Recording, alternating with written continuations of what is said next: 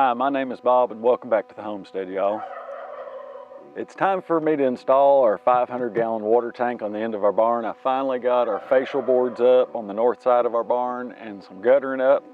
So I need to go ahead and get this 500-gallon tank in place, and then I can hook the downspout up to it. But before I can put it in place, I had to build a pad for it. Now this pad right here, this is crusher run. Some people call it pug. It's just mixed gravels, real fine gravels and dust, and then other size gravels just mixed in with it. Now I built this pad about 2 months ago. I took my tractor and put a couple buckets full of it here, and then I took a tamper and I tamped it down good, a good heavy tamper, and then I leveled it up and tamped it again, and now I've let it set for the last 2 months. So this stuff is packed pretty good. It's been rained on, snow and ice, so it's packed pretty well. It shouldn't compact anymore once I get the tank on here and get it full of water, because like I said, this is 500 gallons of water, so there's going to be quite a bit of weight on this. But before I can set the tank up, the bulkhead on this tank is on the very bottom of the tank. Now I bought this tank off of Facebook Marketplace. I think I gave $100 for it, so I got a great deal on it. But I need to hook up some kind of system onto the bulkhead. Like I said, it's a 2-inch bulkhead, and I'll bring the camera closer and show it to you, show you what I'm going to do. But what I want to do is I want to come down and put an elbow on it and bring the pipe, a piece of PVC pipe out here with a ball valve on it, so that way I can turn it on and off. And then I want to be able to hook up PEX tubing to it, because I'm going to run a line all the way down the north side of my barn. I'm going to run PEX tubing, and I'm going to put a T at every stall. And that way I can run automatic waters in every stall all the way down through here. So no matter what kind of animal I have in there, I don't have to carry water to them. I'll just hook up an automatic water with a float valve on it. And the other side of the T, I want to be able to put a hose bib on it, so that way I can hook a water hose up to it in case I want to fill 5-gallon buckets up with water, or I want to drag a hose somewhere else around the barn to have water. So I'll bring the camera a little closer and we'll go ahead and get this bulkhead hooked in. Now this is a 2-inch bulkhead, and most things here on the Homestead, most our water tanks have a 2-inch bulkhead. Every now and then I see an 1.5-inch bulkhead, like on the 275-gallon IBC totes. I think they have an 1.5-inch bulkhead, but most of the things we have around here have a 2-inch bulkhead on them. So the process that we're going to go through today to get this hooked up will be the same on almost all water tanks. Now on our cistern, we have a 2,000-gallon cistern. It had a 2-inch bulkhead in it also. So this was basically the same process I used on it for the drain on it. So I'll get the camera, bring you a little closer, and we'll get started on that. Okay, the first thing I want to do is put this threaded adapter in the bulkhead. And that way I can put a small piece of 2-inch PVC. I'm going to bring it down to where it's not flush with the bottom of the tank in case the tank settles, but I'm going to leave it about 1 inch from the bottom of the stand of the tank. That way if the tank settles about 1 inch, the PVC will settle right down on top of the gravel pad. I've already took a good clean rag and wiped this out. These are old plumbing parts. I just use whatever we have here on the Homestead, of course. And the threaded end, you want to make sure you seal that thread with something. Now you can use the Teflon tape, or you can use a good quality pipe joint compound. Oatly makes good quality pipe joint compound, but I'm just going to go around and put one wrap around this on Teflon tape on these threads. Now one thing when you're putting Teflon tape on, you want to remember, go the opposite direction that your threads are going to go. So that way when you thread this on, it's going with the direction of the tape instead of against it. If you wrap it around the other way as you go to thread it on, it's going to try to unwind your tape.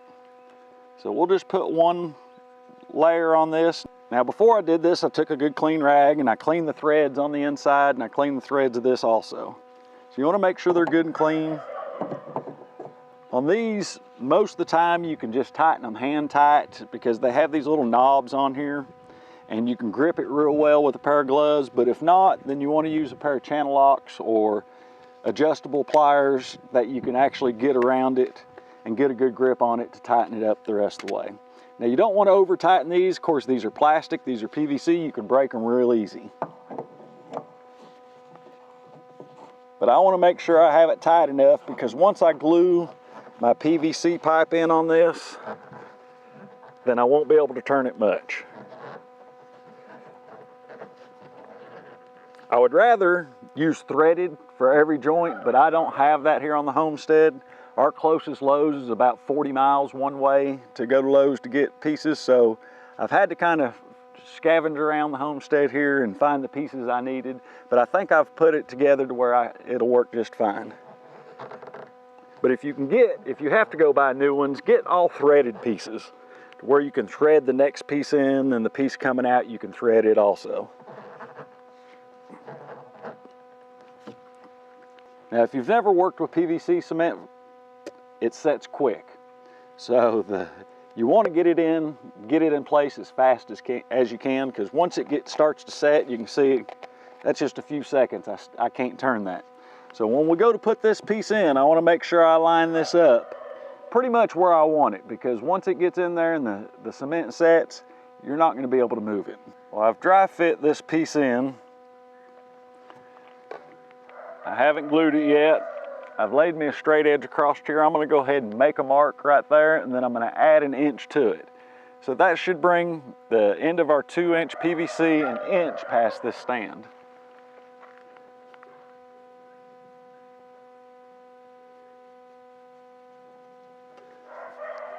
Okay.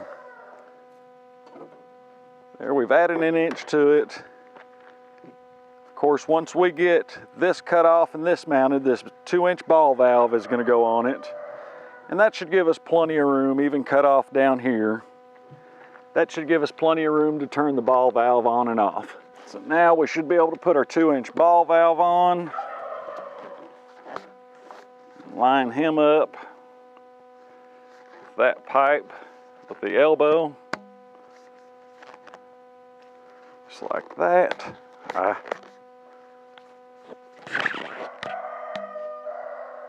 we go. Now let's dry fit it in one last time before we glue it. And I think that'll work well.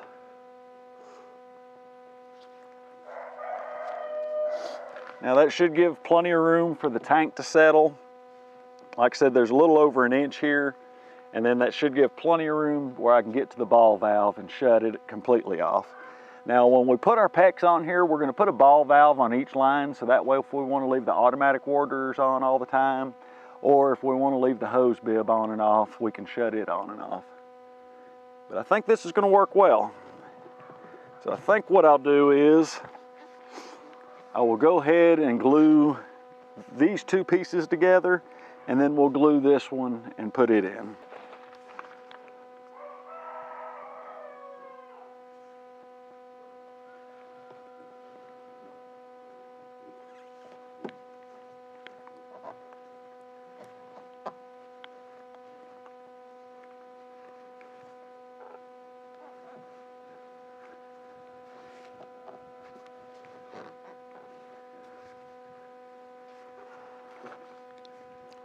Well, I moved this all the way to this side, and I'm going to let this glue set. And I'm going to use the leverage from this to turn it back to the center, and that'll give me a little bit tighter bite on my threads in here.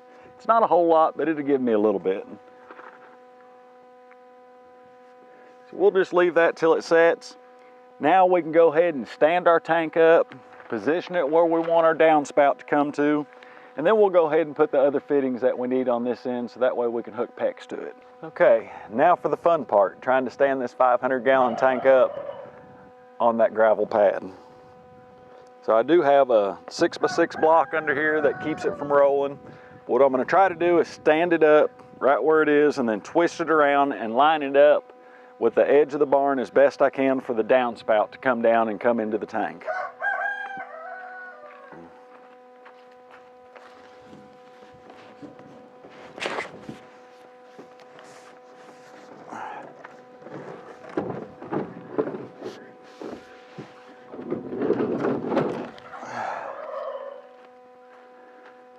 Now what we have to do, we have to get this 2-inch reduced down to a 1/2 inch where I can use my 1/2 inch PEX. If I had 3/4 inch PEX, I'd probably use 3/4 on this just so it would have more volume. With a 500-gallon tank, it's going to have quite a bit of pressure in it, especially when it's full, so a 3/4 inch would work well. But all I have is 1/2 inch PEX, so that's what we're going to use. Also, normally I would use a 2-inch to 1/2 inch MPT reducer here. But the only thing I have is this 1¼ inch or 1½ inch.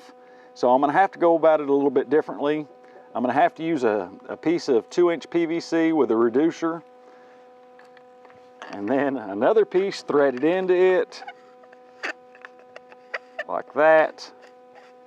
And then this piece glued in there, and that way I can go ahead and put my nipple on there, my fitting, and then finally I can go to a 1/2 inch PEX right here. Now I know it's a long way around to get this, but this is what I have on hand, so that's what I'm using. So we'll go ahead and take all this back apart. We'll start gluing it, put a little tape on it, and we'll get this thing put together. And then we'll hook the downspout up, and hopefully by tomorrow morning, we'll get some rain tonight. By tomorrow morning, we'll have water in this tank, and I won't have to carry 5-gallon buckets of water anymore. So I've already primered these pieces, so that way you didn't have to sit through me primering them. We'll go ahead and put some cement on them. Turn him upside down. Put cement in that one.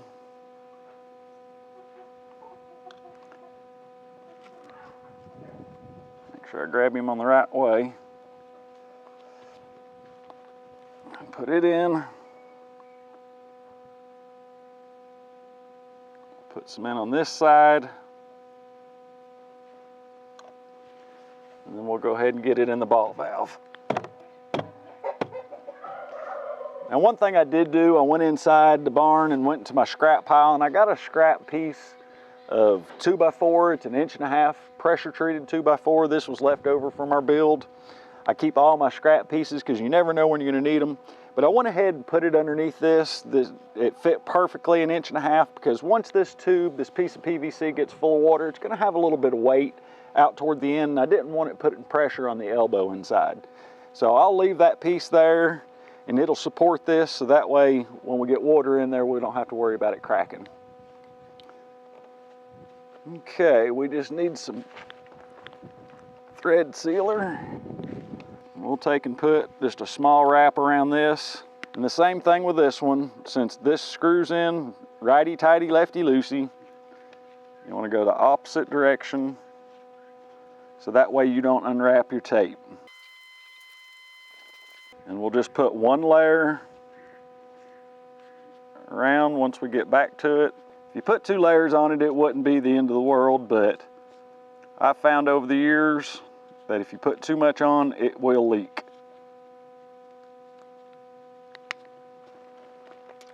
So one wrap around it, and we'll tighten him up.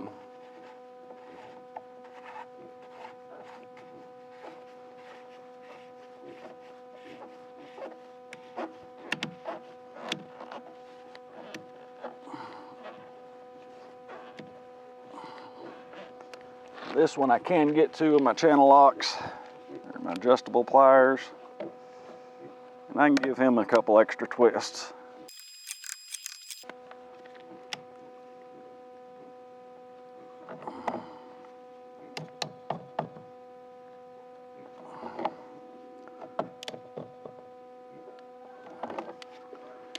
Okay, so now all we lack is putting this in. And then we'll be able to put our brass fitting in and go to PEX. Do the same with this. Put us one wrap around. That wind keeps blowing it. Tighten him up in there.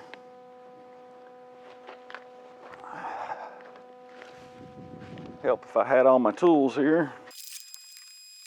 You don't want to over tighten these, because you can break the PVC. Of course, the brass isn't going to break, but the PVC could. And if you crack it, you have to start over.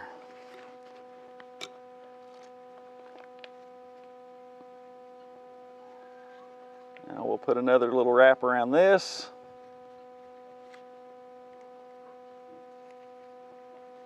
Go around it once. Now we can go to PEX.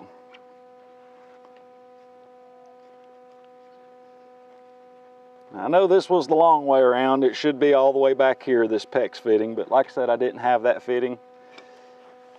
But we'll put a T on this. We'll put a small piece of PEX. Then we'll put a T on it with a hose bib on one end. And then PEX going back to the barn. So we'll put a T like this and a small piece of PEX. Then we'll put a ball valve on each side. This one coming off this side will go the whole length of the barn. I'll put a T at every stall going in to automatic waters for my stall. And then on this side, I'll put a hose bib, so that way I can hook a garden hose to it. And if I need to take a hose out through here and use water, I'll be able to do that. That's got this part of the job completed. I can close the ball valve for now. So that way if we get rain tonight, it'll hold the water. And I'm gonna go ahead and get the downspout hooked up today, so that way I can start getting water in here. And if I have time before dark, then I'll come back and we'll start working on this PEX. And I'll show you how to do the PEX and hook it up, and we'll start running it down the length of the barn. But if you have any questions on this build, by all means, leave them below if you have any questions or comments or anything I could do differently. And if you've enjoyed this video, I'm gonna put a link up above and down in the description of our pole barn build. We have a 3-part series, part 1, part 2, and part 3, and you really enjoy those videos if you've enjoyed this one. So if you have any questions or comments, leave them below, and thanks for watching.